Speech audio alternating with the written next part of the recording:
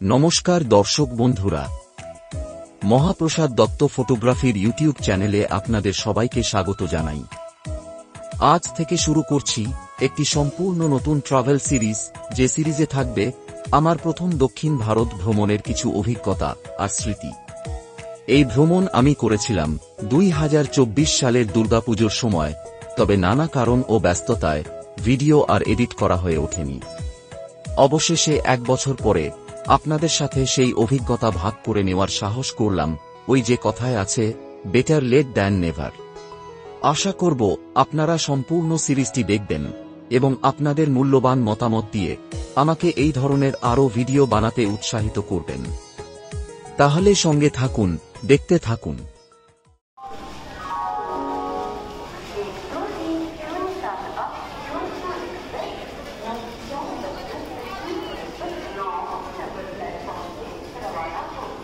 আমি এবং আমার বেশ কয়েকজন ফটোগ্রাফির বন্ধুরা একসাথে দুর্গাপুজোর চতুর্থীর দিন কলকাতার দুর্গাপুজোর জৌলুস, আবেগ ও উন্মাদনাকে পিছনে রেখে বেরিয়ে পড়েছিলাম নতুন এক উৎসবের খোঁজে সুদূর দক্ষিণ ভারতে।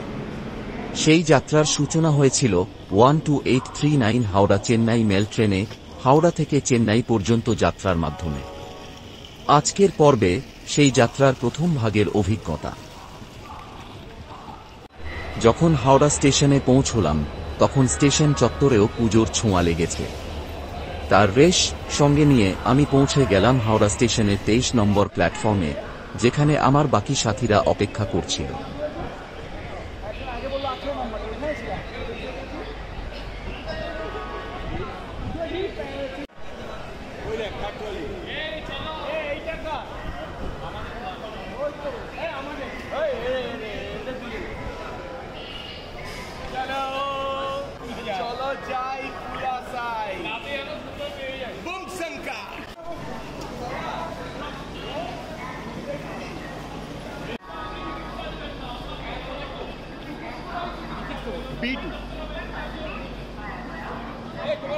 B2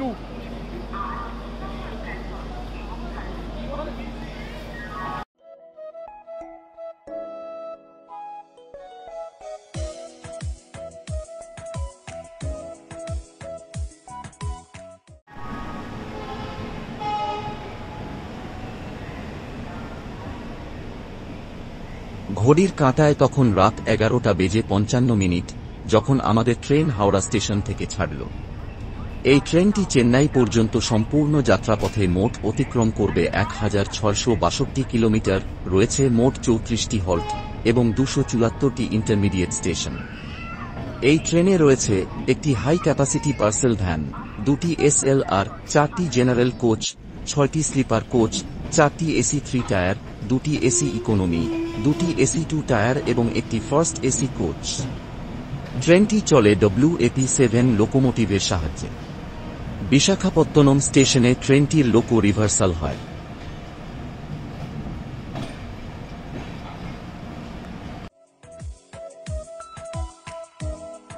আমাদের প্রথম হল্ট খড়গপুর। ট্রেনটি তার মধ্যে ননস্টপ চলবে 115 কিলোমিটার, আর পার করবে 36টি intermediate station.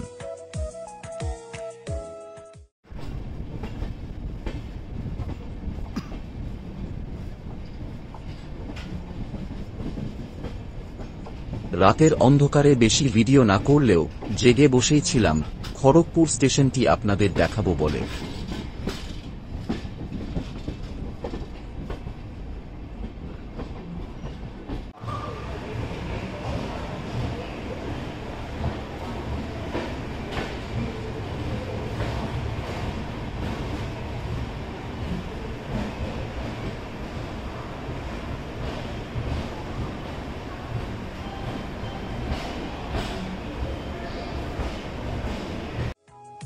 Kharagpur railway station পশ্চিমবঙ্গের অন্যতম গুরুত্বপূর্ণ জংশন, যা দক্ষিণ পূর্ব রেলওয়ের অধীনে রয়েছে। একসময় এটি এশিয়ার দীর্ঘতম প্ল্যাটফর্ম হিসেবে পরিচিত ছিল। কলকাতা, চেন্নাই, মুম্বাই ও দিল্লি সহ বহু বড় শহরের সঙ্গে খড়গপুর রেলওয়ের মাধ্যমে যুক্ত। শিল্পনগরী খড়গপুর ও IIT খড়গপুরের জন্য এর গুরুত্ব আরও বৃদ্ধি পেয়েছে। যাত্রী ও পণ্যবাহী ট্রেন চলাচলের বড় কেন্দ্র এই খড়গপুর।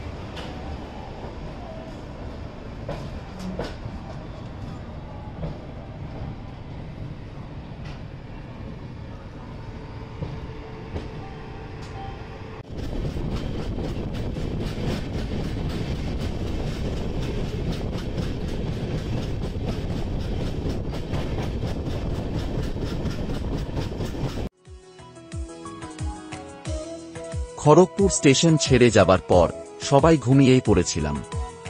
পরের দিন ভোরে যখন ঘুম ভাঙল, ট্রেন তখন কটক স্টেশন ছেড়ে যাচ্ছে। আমিও তাই আর খুব বেশি দেরি না করে মোবাইল হাতে তৈরি হয়ে নিলাম।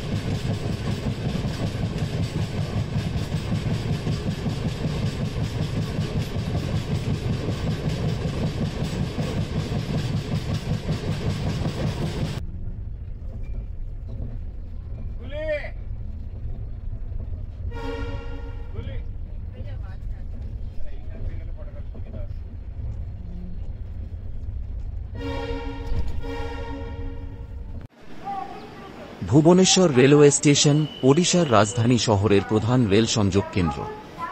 এটি পূর্ব উপকূল রেলের অন্তর্গত এবং কলকাতা, চেন্নাই, দিল্লি, মুম্বাই সহ দেশের বিভিন্ন বড় শহরের সাথে যুক্ত। আধুনিক সুযোগ সুবিধাযুক্ত এই স্টেশন যাত্রীদের জন্য গুরুত্বপূর্ণ যাতায়াতের কেন্দ্র।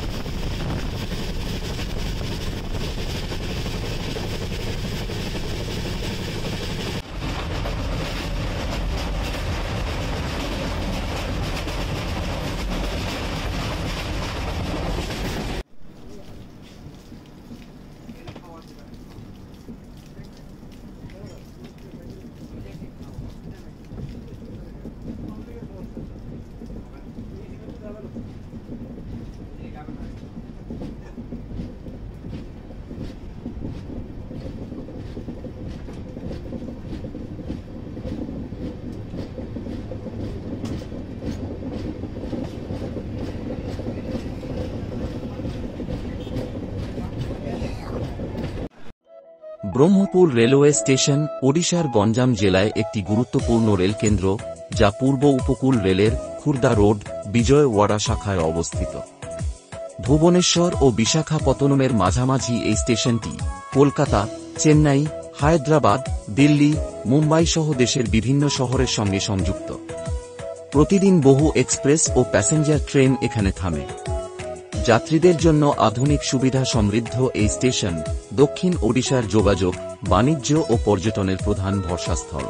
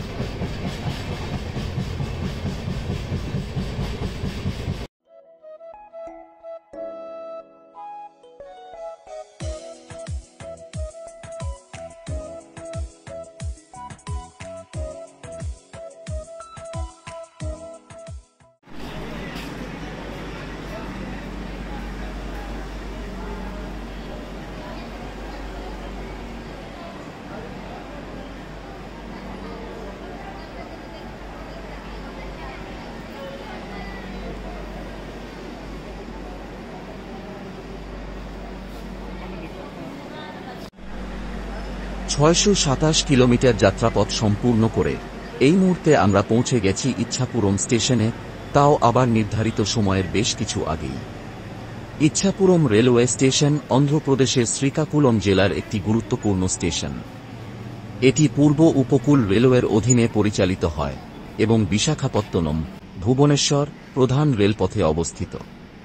এখানে এক্সপ্রেস ও যাত্রীবাহী উভয় ধরনের ট্রেনেরই যাত্রাবিরতি হয়, ফলে অন্ধ্রপ্রদেশ ও ওড়িশার সংযোগে এটি গুরুত্বপূর্ণ ভূমিকা পালন করে। স্টেশনটি যাত্রীদের জন্য টিকিট কাউন্টার, অপেক্ষা কক্ষ ও অন্যান্য সব প্রাথমিক সুবিধাই প্রদান করে। স্থানীয় যাত্রীদের পাশাপাশি দূরপাল্লার যাত্রীদেরও এই স্টেশনের মাধ্যমে যাতায়াত সহজ হয়।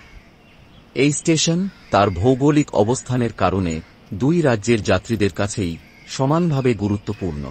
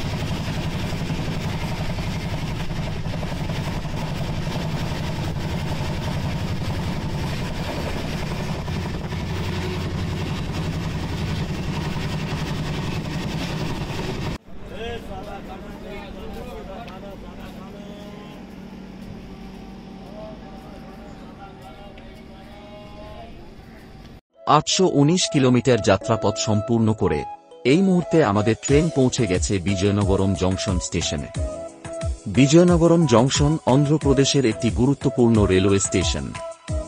পূর্ব উপকূল রেলের অধীনে এই স্টেশনটি ওড়িশা ও অন্ধ্রপ্রদেশকে সংযুক্ত করে। এখানে অনেক দূরপাল্লার ট্রেন থামে এবং যাত্রীদের জন্য আধুনিক সুবিধা রয়েছে। বিশাখাপত্তনমের কাছাকাছি হওয়ায় এটি এই অঞ্চলের প্রধান যোগাযোগ কেন্দ্র। স্টেশনটি বেশ সুন্দরভাবে সাজানো এবং আরও সৌন্দর্যায়নের কাজ চলছে।